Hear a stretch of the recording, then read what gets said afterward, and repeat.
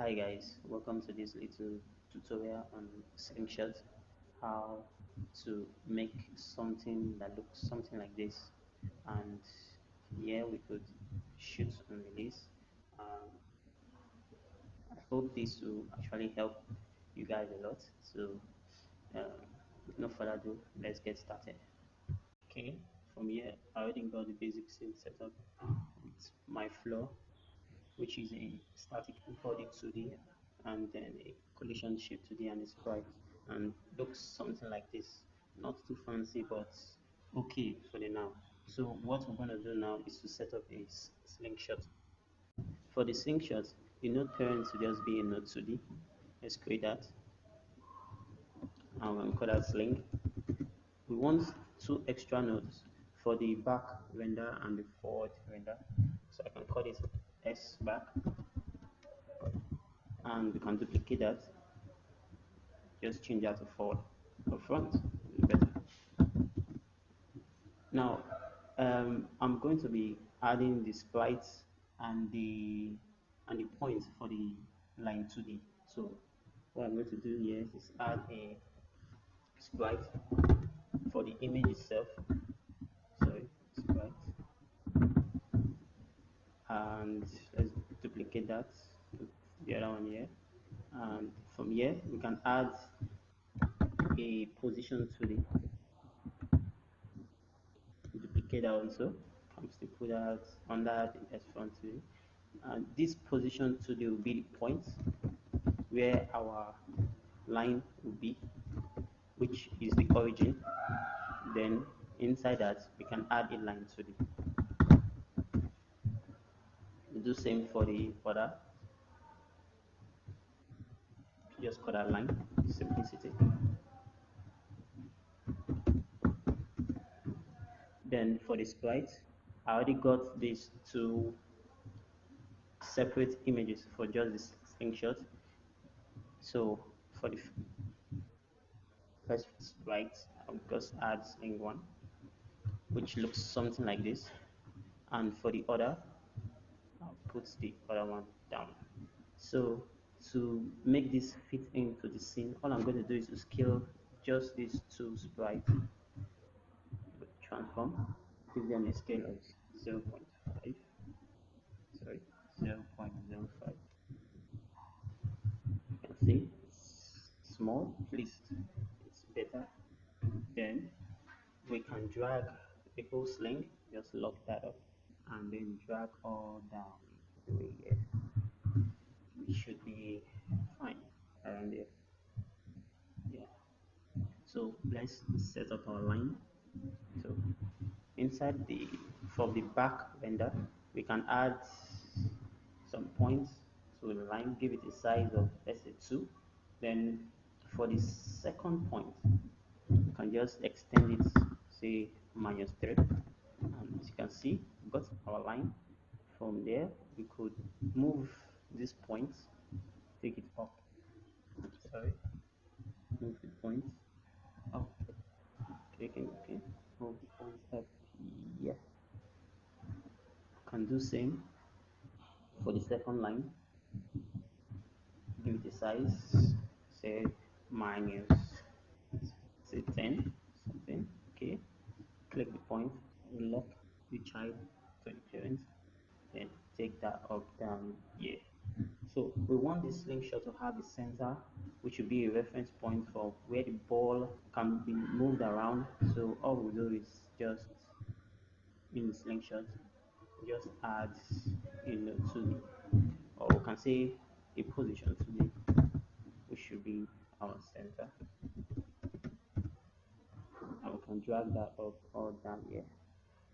It should be fine. So let's set up the line render so it looks more fancy. So click on the line. So I want to give it a form of a curved shape right here. So we can come in and set all this to round, and that should be okay. Then for the color, we want to give it a dark brown, just like this, and this should be fine, I guess. And we want the render to be behind this particular shape here. So what I'm going to do is to come down to z index and give it a minus sign, and we can give also this sprite a form of a -1 z index, so it can be always behind this particular one. So, although that won't show, but for safety, so come down to the other one, do same, in round. For the color, pick this lighter brown. It should look something like this. We like where it actually is, so for it not to change, you can just increase it to, let's say, 2. That should be fine. Then you can reset your value for effects index if you wish. And yeah, we got our slingshots set up. Just bring this down a bit. Yep, it's okay. Now let's set up the ball. The ball will be a rigid body to the ball. Just cut that ball, and inside you want to give it a sprite for the render, and inside I want to give it a collision shape to the.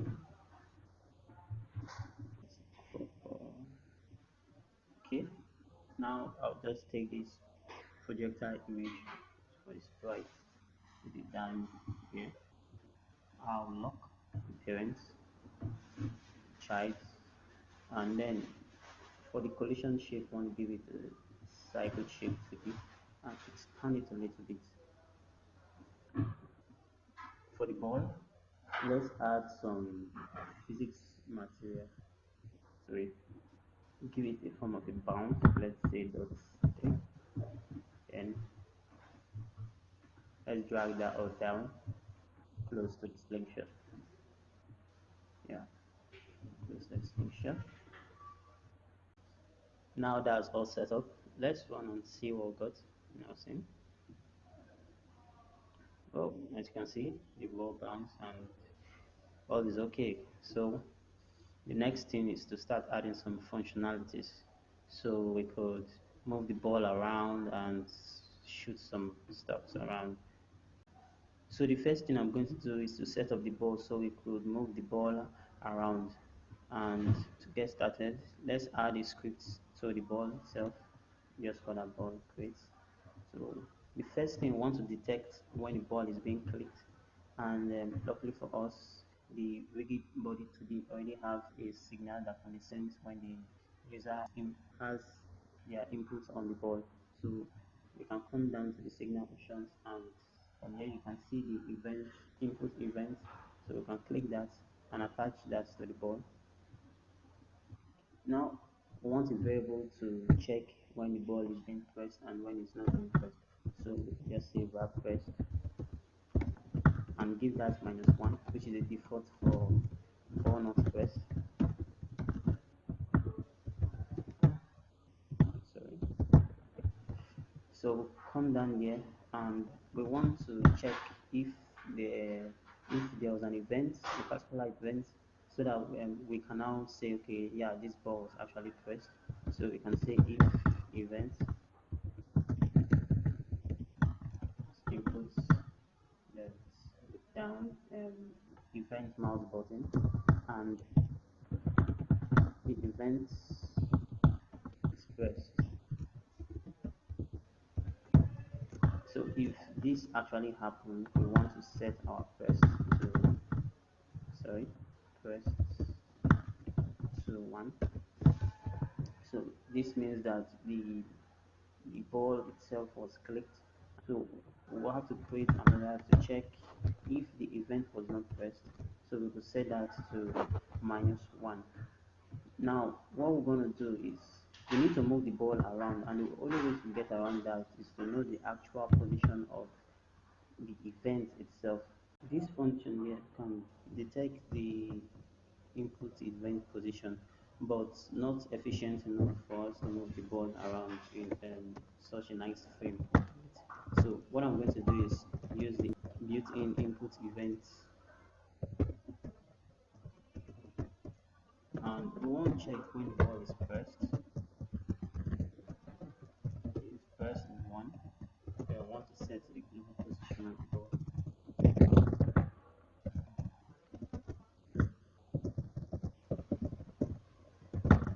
We will want to set that to the event itself, that's position. Sorry, position. Now we've got that done. Let's check our scene, see if that work. Okay. Oops. Now we can move the ball around, and the reason for that is the ball is in a rigid body mode. We need to actually set that to static, because in rigid body mode the position of the ball is controlled by the physics engine itself. So we need to gain control. The only way we can gain control is by setting the mode to static.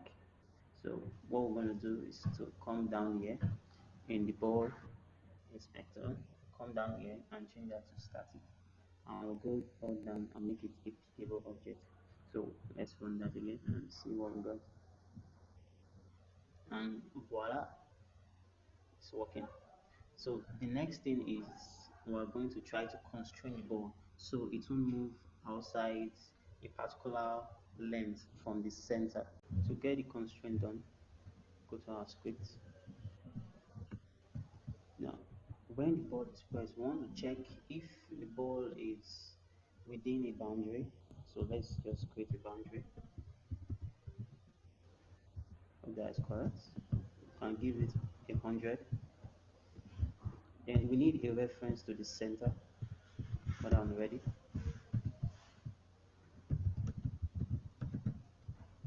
center being on slingshot, which is this called this.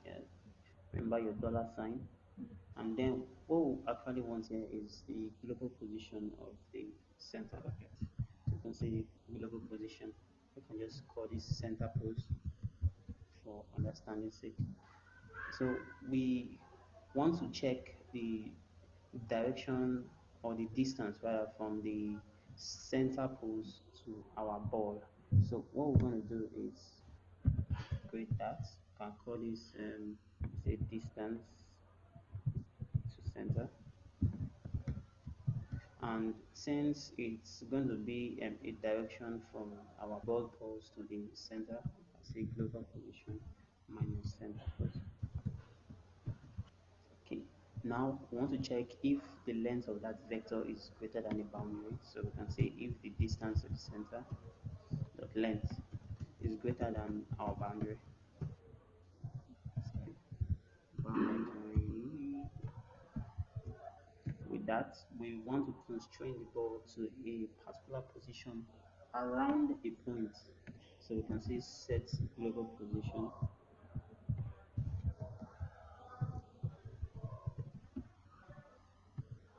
And that position is going to be, get the calculation to be distance to center that's normalized. We multiply that by our boundary. Sorry, boundary. And to actually get a nice position, we're going to add that to our center pose, because we're adding the center pose because that's like the origin. So when we get the length, we want to add that particular length based on the distance to center value. Then we add that to the center position. That will give us a point around the center. Let's test that out and see if that work. So when we click the ball inside, you see that we can't go outside our boundary. Working, and that's nice. So the next thing we're going to do is to set up the Line2d so they can follow the ball whenever we move the ball around the center. So the first thing I'm going to do is to create a new script to the main scene, to the main node, and we need a reference to each point, which is the line and the point at which their origin is based. Let me expand this a bit. So we're going to do that when ready. The first one we're going to get is the back line, so we can call that B line. And all we can do is just drag, oops, go back to scripts and drag that down here and get a reference to that. Then the other is bar front line. Can get drag that, sorry. Sometimes it doesn't just work well, which is the front line. Then we need their point, so we can see already, which is the inline point. And then we pick that, put that here. What we need from this is the position, so we can say this global position. Sorry, global position. We can do that for the front line points.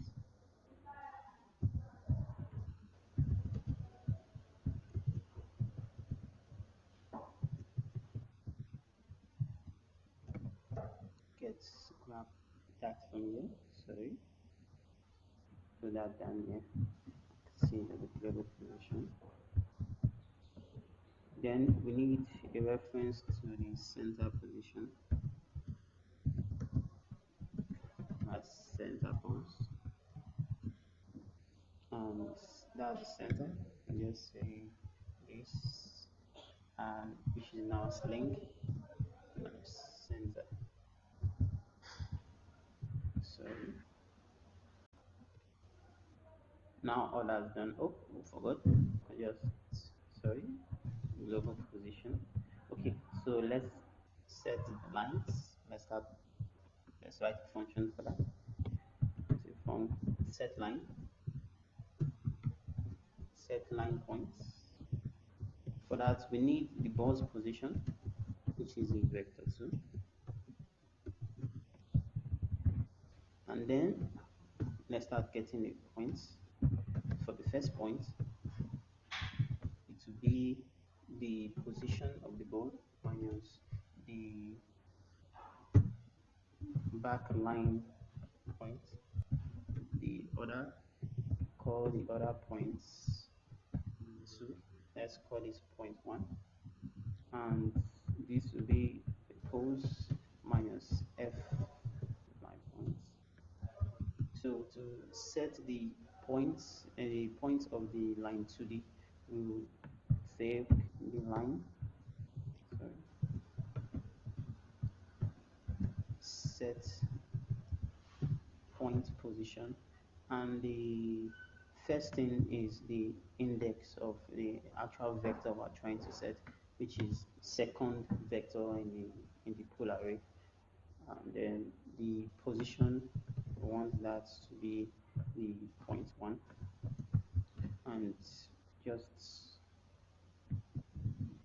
do the same thing for the front line and give that point 2. So to make this work, what we're going to do is calling this function from the ball itself. So we can go down back to the ball script, and down here we can create a function, call it on drag. When the ball is on drag, sorry, drag, sorry, we can say, let's get a reference to the main function.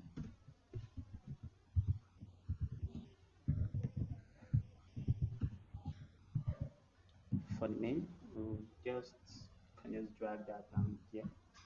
Remember to put your $sign.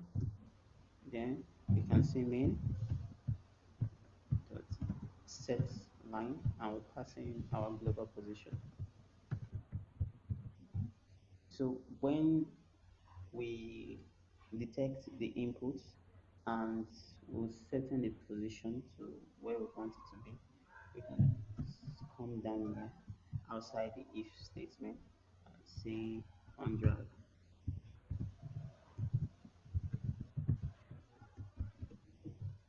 So let's test that out and everything is working the way we want.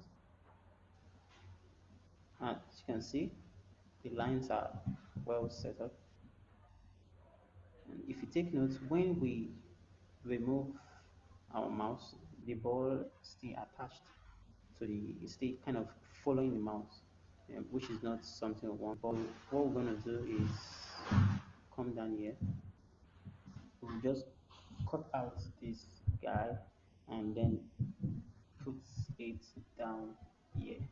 So we're gonna check when this event occurs and force it to set the press to -1, which will not make this line of code to run anymore. So to get this test, let's see here, and then we can check out that. And when up, see it's working. That should be okay, should be nice. So the next thing is we want to do some fancy look. When we remove our mouse, let the lines all go back to the center position. Back in our main script, we can create a function and say we set line to origin.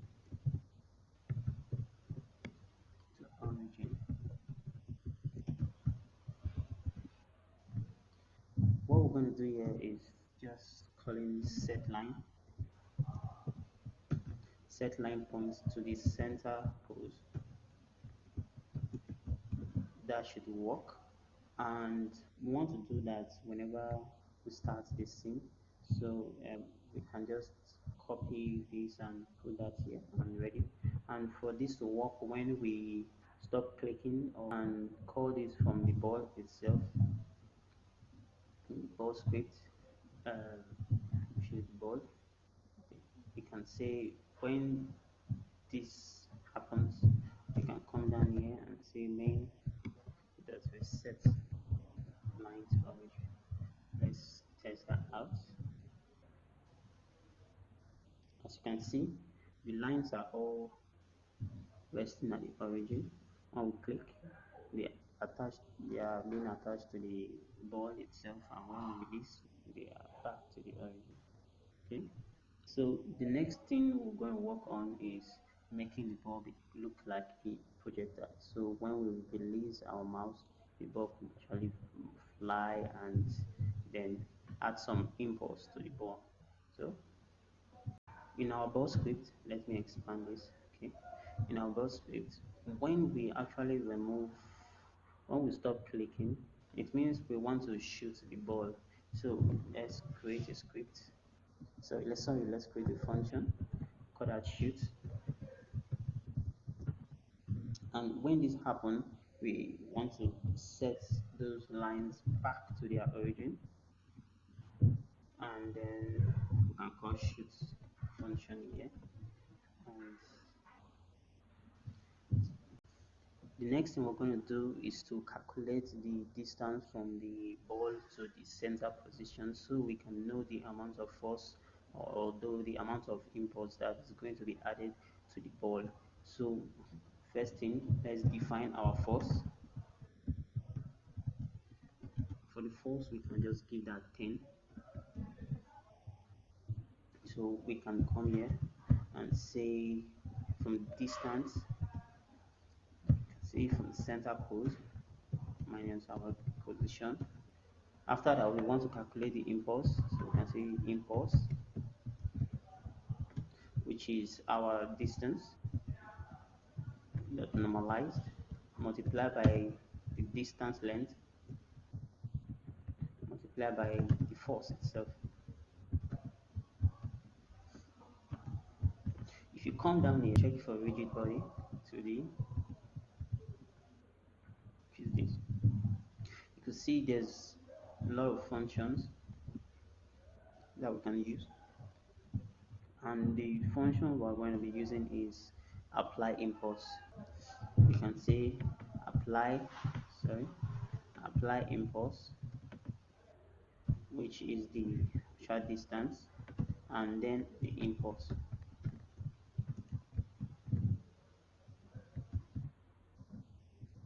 try that out. And click. Because we cannot apply an impulse to a static body, and the only way to do that is to reset this ball back to rigid body so we could actually apply some impulse. And a simple way to get around that is um, right here, before we apply the impulse, we could change the mode of the ball to a rigid body. So when the mode is changed to a rigid body, we apply the impulse. And we want to drag the object when it is static. Then when we want to apply the impulse, we change that to a rigid body. So you could still just come down here and say change mode of the ball to rigid body. So let's click on that,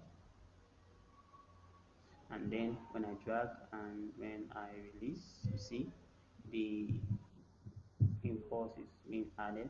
Let's try that again. Drag and release. So it's all working very well. And I hope this helped you in whatever game you're creating. And I wish you more. Cheers.